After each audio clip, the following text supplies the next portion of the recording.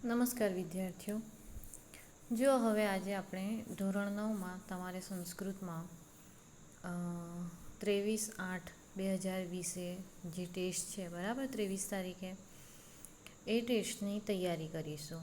હવે એ ટેસ્ટમાં તમારે પાઠ 4, 5 અને 6 3 પાઠ પૂછાશે બરાબર. જે એક પાઠ છે ગદ્ય છે અને 2 પદ્ય છે.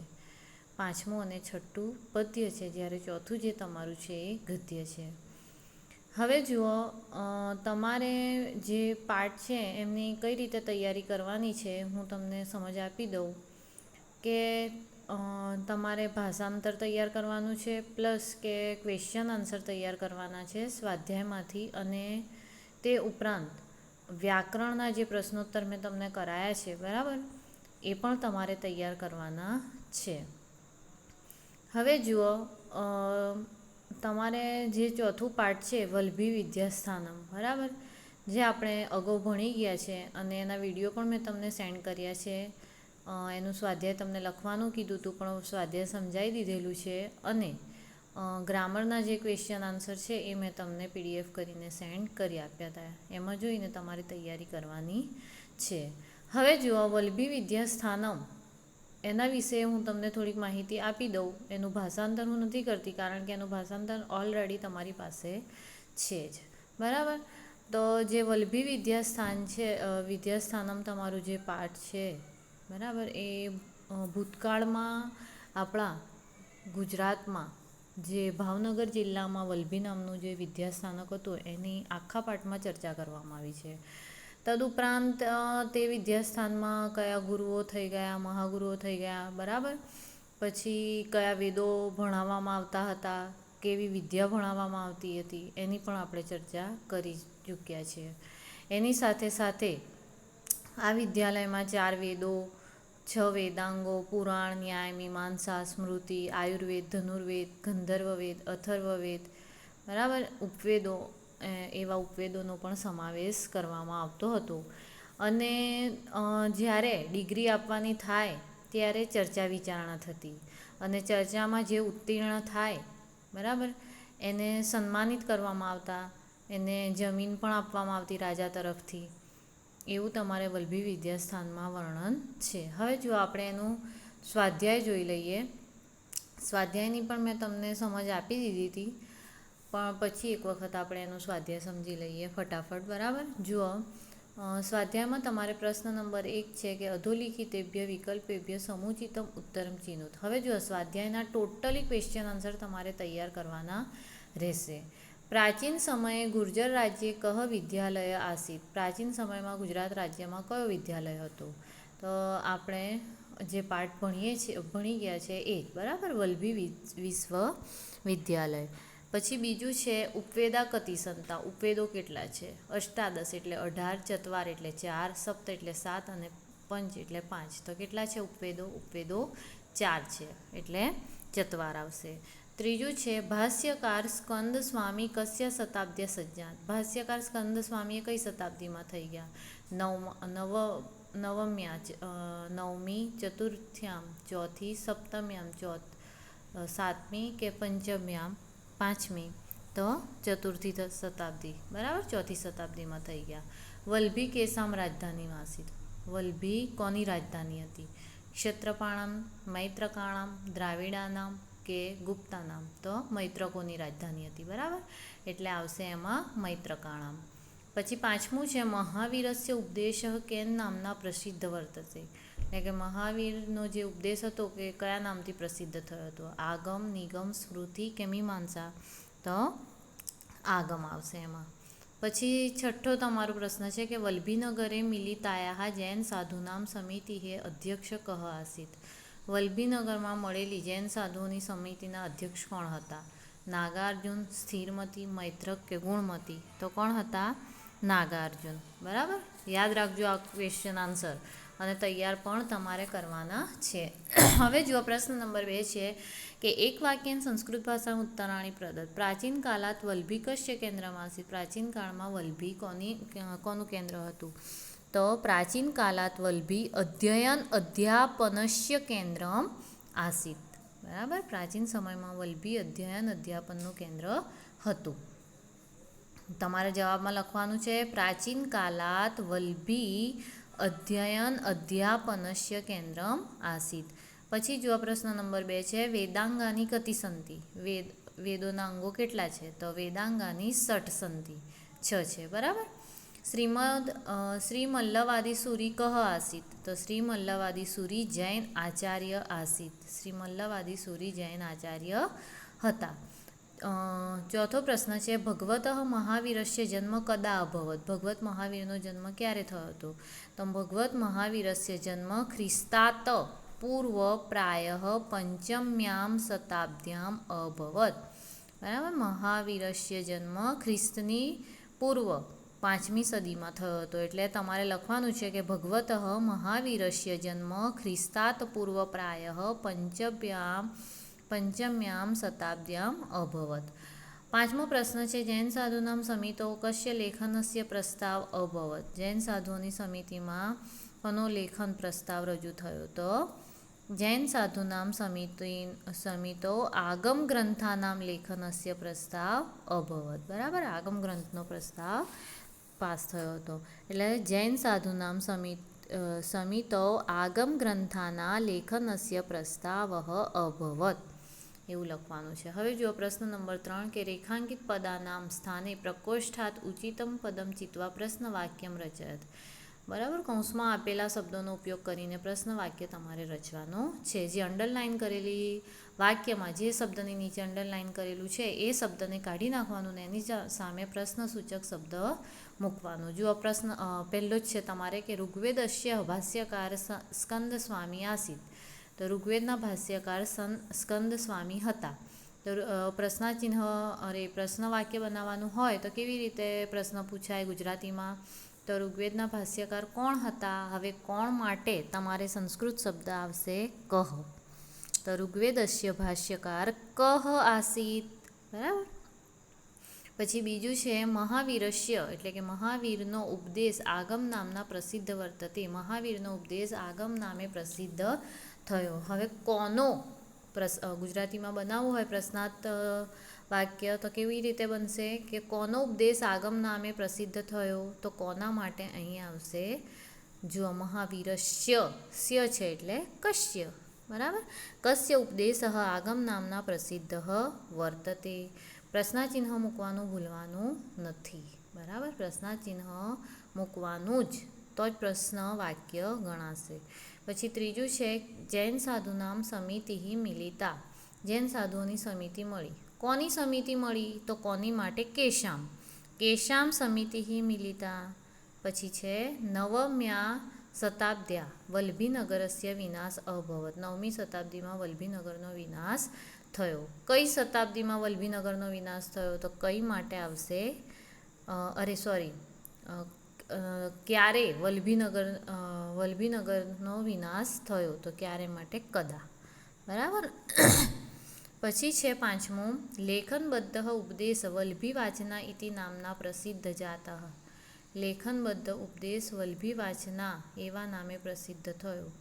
કેવા નામે પ્રસિદ્ધ થયો? તો એના માટે કેન વપરાશે. તો લેખનબદ્ધ ઉપદેશ કેન ઇતિ નામના પ્રસિદ્ધ જાતઃ.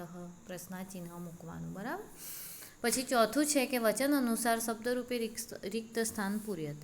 જુઓ એક વચનમાં છે આગમમ તો દ્વિવચનમાં એનું થશે આગમો અને બહુવચનમાં થશે આગમાન. આગમમ આગમો આગમાન. બીજું છે જનપદે તો જનપદે જનપદયો જનપદે શું. ત્રીજું છે તમારે બહુવચનમાં કેન્દ્રે શું આપેલું છે. બરાબર.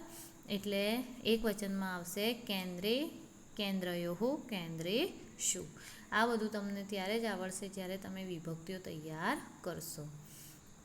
પછી જો આગળ સ્મનો પ્રયોગ કુરુત. સ્મનો પ્રયોગ કરવાનો છે. બરાબર. છાત્રાહ યથારુચિ અપઠન. વિદ્યાર્થીઓ એમની રુચિ પ્રમાણે ભણતા. જો અહીંયા ભૂતકાળનો રૂપ છે. બરાબર. અપઠન અવસત અયચ્છત એને તમારે સ્મનો પ્રયોગ કરવાનો છે. તો છાત્રાહ યથારુચિ પઠંતિ સ્મ. શું થશે? યથારુચિ પઠંતિ સ્મ. છાત્રાહ યથારુચિ પઠંતિ સ્મ. સ્કંદ સ્વામી અત્રે વસતિ સ્મ. ત્રીજું છે રાજા ભૂમિમ અયચ્છત, તો અયચ્છતનું થશે રાજા ભૂમિમ યચ્છતિ સ્મ. સહેલું જ છે. છઠ્ઠો પ્રશ્ન છે તમારે રેખાંકિત પદાનામ સમાસ પ્રકાર લિખિત. તે રેખાંકિત પદોનો તમારે સમાસ પ્રકાર લખવાનો છે. વાદ સભાયામ, તો વાદ સભાયામ, વાદ પૂર્ણ સભા એટલે મધ્યમ પદલોપી કે કર્મધારય સમાસ થશે. સ્થિરમતી ગુણમતી, સ્થિરમતી અને ગુણમતી એટલે ઇતરેતર દ્વંદ્વ સમાસ થશે. પ્રવેશ પરીક્ષા, પ્રવેશાયા પરીક્ષા એટલે ચતુર્થી તત્પુરુષ સમાસ. હવે જુઓ સાતમો પ્રશ્ન. પ્રદત્તાની પદાની પ્રયુજ્ય સંસ્કૃત વાક્યની રચના, સંસ્કૃત વાક્યો બનાવવાના છે. અસ છે પહેલા જ વાક્યમાં, વલ્ભી મૈત્રકમ રાજધાની અસ, એને તમારે અસ ભૂતકાળનું રૂપ લખવાનું છે. વલ્ભી મૈત્રકોની રાજધાની હતી, તો વલ્ભી મૈત્રકાણામ રાજધાની આસીત, બરાબર. વલ્ભી મૈત્રકાણામ રાજધાની આસીત. બીજું છે સુદૂર દેશથી લોકો ભણવા માટે આવતા હતા. સુદૂર દેશ જન અધ્યક્ષ આગમ એવું છે, તો સુદૂરાત દેશાત જનાઃ અધ્યયન કાર્યાર્થમ આગચ્છન્તિ સ્મ. ત્રીજું છે નાગાર્જુન પ્રસિદ્ધ વિદ્વાન હતા, તો નાગાર્જુન પ્રસિદ્ધ પંડિત આસીત. વેદો 4 છે. વેદાહા, વેદો બહુવચનમાં લખવાનું છે એટલે વેદાહા. 4નું થશે ચત્વારઃ, અસનું સંધિ. વેદાહા ચત્વારઃ સંધિ. પછી 5મું છે વલ્ભીનો વિનાશ થયો, તો વલભ્યાઃ વિનાશઃ અભવત, ભૂતકાળનું રૂપ છે, બરાબર, અભવત. 8મો પ્રશ્ન છે માતૃભાષામાં ઉત્તરાણી લિખત. માતૃભાષામાં તમારે ઉત્તર આપવાનું છે કે વલ્ભીમાં કઈ કઈ વિદ્યાઓનું પઠન પાઠન થતું હતું. તો વલ્ભીમાં નીચેની 18 વિદ્યાઓનું પઠન પાઠન થતું હતું. એમ કરીને તમારે લખવાનું 4 વેદો, 6 વેદાંગો, પુરાણ, ન્યાયશાસ્ત્ર, મીમાંસા દર્શન, સ્મૃતિ ગ્રંથો, આયુર્વેદ, ધનુર્વેદ, સંગીતશાસ્ત્ર, અથર્વવેદ, બરાબર, અને 4 ઉપવેદો. વેદો અને ઉપવેદો કેટલા છે? તો વેદો 4 છે, ઋગ્વેદ, યજુર્વેદ, સામવેદ અને અથર્વવેદ. અને ઉપવેદો પણ 4 છે, આયુર્વેદ, ધનુર્વેદ, ગંધર્વવેદ અને સ્થાપત્યવેદ. મૈત્રક શાસન. ત્રીજો પ્રશ્ન છે મૈત્રક શાસન દરમિયાન અધ્યયનની વ્યવસ્થા કેવા પ્રકારની હતી? તો મૈત્રકોના શાસન દરમિયાન અધ્યયનની સમાપ્તિ પછી ચર્ચા સભામાં શાસ્ત્રાર્થ થતો. શાસ્ત્રાર્થમાં જુદા જુદા મત મતાંતરોનું ખંડન મંડનપૂર્વક ચિંતન થતું અને વિજેતાઓને રાજા ઉપહાર તરીકે ભૂમિ આપતા. વલ્ભીમાં કયા કયા આચાર્યો થઈ ગયા? તો વલ્ભીમાં ઈસવીસનની 4થી સદીમાં ઋગ્વેદના ભાષ્યકાર સ્કંદ સ્વામી તેમજ સુપ્રસિદ્ધ બૌદ્ધ આચાર્યો સ્થિરમતી, ગુણમતી અને જૈન આચાર્ય શ્રી મલ્લવાદી સુરી થઈ ગયા. બરાબર, આવડશે ને? તમે નોટબુકમાં લખ્યું જ હશે સ્વાધ્યાય. આ તો હું તમને સમજ આપું છું, નોટબુકમાં લખવું જ પડશે તમારે જાતે સ્વાધ્યાય, બરાબર. હવે જુઓ, આ વિડીયો તમે ધ્યાનથી સાંભળશો ને તો પણ તમને દરેક ક્વેશ્ચન આન્સર આવડી જશે. આગળ 5મો તમારું જે પદ્ય છે સુભાષિત વૈભવમ, એમાં સુભાષિતો આપેલા છે, બરાબર. હવે આ જે સુભાષિતો છે એ તમને શું શીખવાડે છે એ પણ મેં તમને આખા વિડીયોમાં બધું જ સમજાવી દીધું હતું. તો તમારે જે આ સુભાષિત છે એમાં પાઠકના ગુણો, ચલાયમાન જગતમાં કીર્તિની ચિરંજીવિતા, સર્વ પાપોનું મૂળ લોભ, સ્વજન અને સાચા મિત્રની પરખ તેમજ સજ્જન અને દુર્જનની લાક્ષણિકતાઓ જેવી બાબતો દર્શાવી છે, બરાબર. એટલે આ સુભાષિત આપણે ભણી ગયા છીએ. એનું સ્વાધ્યાય જોઈ લઈએ. વિકલ્પેભ્ય સમુચિતરમ ઉત્તરમ ચિત્વા લિખત. પ્રશ્ન નંબર 1 છે કે ચલાચલે સંસારે કિમ નિશ્ચલ. આ જે સંસાર છે ચલાચલનો, એમાં કઈ વસ્તુ ચલિત નથી, ચલાયમાન નથી? તો શું આવશે? સુચલિત નથી? યૌવન, કીર્તિ, વિત્તમ કે ચિત્તમ? તો કીર્તિ, બરાબર. કીર્તિ એવી વસ્તુ છે કે જે ચલાયમાન નથી, નિશ્ચલ છે. બીજું છે કે શાંતિ મિચ્છન્તિ. કોણ શાંતિ ઈચ્છે છે? ધનિક, પાર્થિવા, સાધવ કે નીચ? તો સજ્જન માણસો એટલે સાધવ. રાજનઃ કે પશ્યંતિ. રાજા શાનાથી જુએ છે? વેદોથી, શાસ્ત્રોથી, 4 ગુપ્તચરોથી કે નેત્રોથી? તો ગુપ્તચરોથી, માટે 4 હે.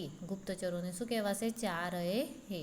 4 ચોથું છે પાપસ્ય કારણમ કી પાપનું કારણ શું છે? અજ્ઞાન, ક્રોધ, લોભ કે કામ? તો લોભ. લોભ એ જ પાપનું કારણ છે. તક્ષકસ્ય વિષમ કુત્ર ભવતી? તક્ષકસ્ય વિષમ કુત્ર ભવતી? સાપનું ઝેર શામાં રહેલું હોય છે? એના પૂંછમાં, સર્વાંગે, મસ્તકે કે દંતે? તો દંતે. એનું ઝેર એના દાંતોમાં રહેલું હોય છે. હવે જુઓ પ્રશ્ન નંબર 2. એક વાક્યને સંસ્કૃત ભાષામાં ઉત્તર. એક વાક્યમાં સંસ્કૃત ભાષામાં ઉત્તર આપવાનું છે. જડાય કિમ દેયમ? જડાય જ્ઞાન દેયમ. બરાબર. અજ્ઞાનીને શું આપવું જોઈએ? એનો ગુજરાતી શું થાય? અજ્ઞાનીને શું આપવું જોઈએ? તો અજ્ઞાનીને જ્ઞાન આપવું જોઈએ. માટે લખવાનું કે જડાય જ્ઞાનમ દેયમ. લોભાત કિમ પ્રભવતી? લોભથી શું ઉત્પન્ન થાય છે? તો લોભાત ક્રોધ પ્રભવતી. લોભથી ક્રોધ ઉત્પન્ન થાય છે. વૃશ્ચિકસ્ય વિષમ કુત્ર ભવતી? વીંછીનું ઝેર શામાં હોય છે? તો વૃશ્ચિકસ્ય વિષમ તસ્ય પુચ્છે ભવતી. બરાબર. શું લખવાનું તમારે? વૃશ્ચિકસ્ય વિષમ તસ્ય પુચ્છે ભવતી. તેની પૂંછડીમાં હોય છે. હવે જુઓ પ્રશ્ન નંબર 3. ઉદાહરણ અનુસાર શબ્દરૂપાણમ પરિચયનું કારયત. ઉદાહરણ પ્રમાણે શબ્દનો પરિચય આપો. જો અહીંયા જ્ઞાનય એ જ્ઞાન મૂળ શબ્દ છે, અકારાંતનો રૂપ છે, નપુંસકલિંગ છે, ચતુર્થી વિભક્તિ એકવચનનો રૂપ છે. એવી જ રીતે તમારે બીજું છે, પહેલું છે ગુણાહા. તો ગુણાહા એનો મૂળ શબ્દ છે ગુણ, અકારાંત, પુલ્લિંગ, પ્રથમા, સંબોધન, બહુવચન. પછી મક્ષિકા કા છે તો આકારાંત આવશે. આકારાંત આવે એટલે સ્ત્રીલિંગ, પ્રથમા એકવચનનું રૂપ છે. પછી છે દરિદ્રાય. દરિદ્ર એનું મૂળ શબ્દ શું થશે? દરિદ્ર. આવે છે એટલે અકારાંતનો પુલ્લિંગનું રૂપ છે, ચતુર્થી એકવચન. પછી છે લોકાત. તો લોક અકારાંત, પુલ્લિંગ, પંચમી એકવચન. ને ઉત્સવે તો ઉત્સવ અકારાંત, પુલ્લિંગ, સપ્તમી એકવચન. હવે જુઓ ચોથો પ્રશ્ન છે કે માતૃભાષા ઉત્તરત. માતૃભાષામાં ઉત્તર આપો. પાઠકના કેટલા ગુણ છે? તો પાઠકના 6 ગુણો છે. મધુરતા, અક્ષરની અભિવ્યક્તિ, પદોનું છેદન, સારો સ્વર, ધીરજ અને લય. બીજો પ્રશ્ન છે દરિદ્રને શું આપવું જોઈએ? તો દરિદ્રને ધનનું દાન આપવું જોઈએ. કવિ બાંધવ કોને માને છે? તો કવિ જે ઉત્સવ પ્રસંગે, સંકટ સમયમાં, દુકાળ વખતે, શત્રુઓ સાથેના યુદ્ધમાં, રાજદ્વારે અને સ્મશાનમાં આપણી સાથે જે ઊભો રહે છે તેને કવિ બાંધવ માને છે. હવે જુઓ તમારો પ્રશ્ન નંબર 5 છે સંધિ વિચ્છેદ કુરુત. ચલા ચલમ ઈદમ. તો ચલા ચલમ વત્તા ઈદમ. વ્રણમ ઈચ્છંતી. તો વ્રણમ વત્તા ઈચ્છંતી. પદચ્છેદસ્તુ. તો પદચ્છેદ વત્તા તુ. હવે જુઓ શ્લોકાનમ પૂર્તિમ કરણ્યમ. બરાબર. એ શ્લોકોની પૂર્તિ તમારે ચોપડીમાં જોઈને કરવાની છે. તૈયાર કરી નાખજો બંને શ્લોક. ઓકે. હવે જુઓ આપણે આગળ તમારે છઠ્ઠું કાવ્ય જે છે એ જોઈએ. તો છઠ્ઠા કાવ્યમાં કયા મહાકાવ્ય રચેલું છે? કાલિદાસે. બરાબર. હવે જુઓ કાલિદાસે આખા કાવ્યમાં વસંત ઋતુનું વર્ણન કર્યું છે. હવે જુઓ વસંત ઋતુમાં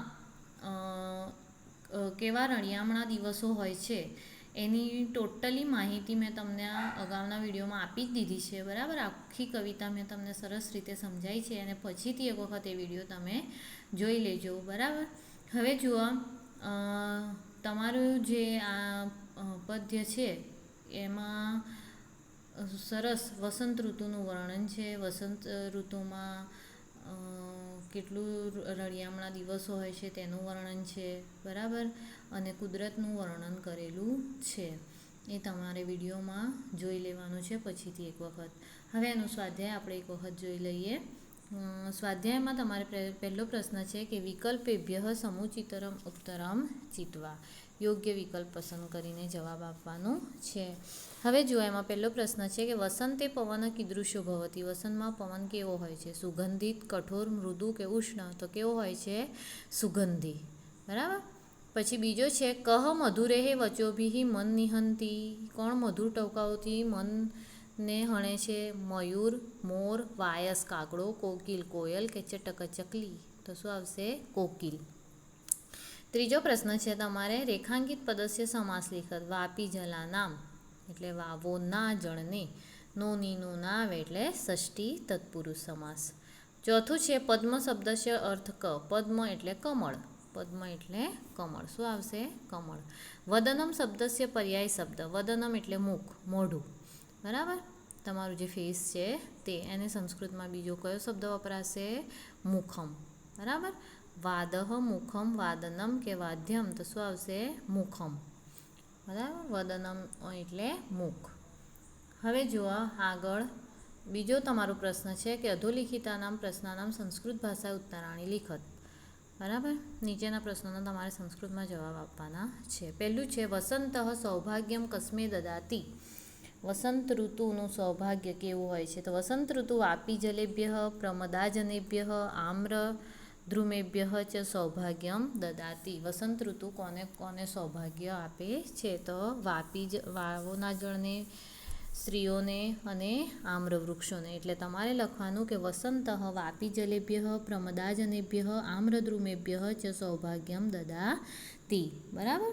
વસંત ઋતુ કોને કોને સૌભાગ્ય આપે છે એ લખવાનું છે. બીજો છે અલકા કીદૃશા સંતિ. તો અલકાહા ચલાહા નીલા ચ સંતિ.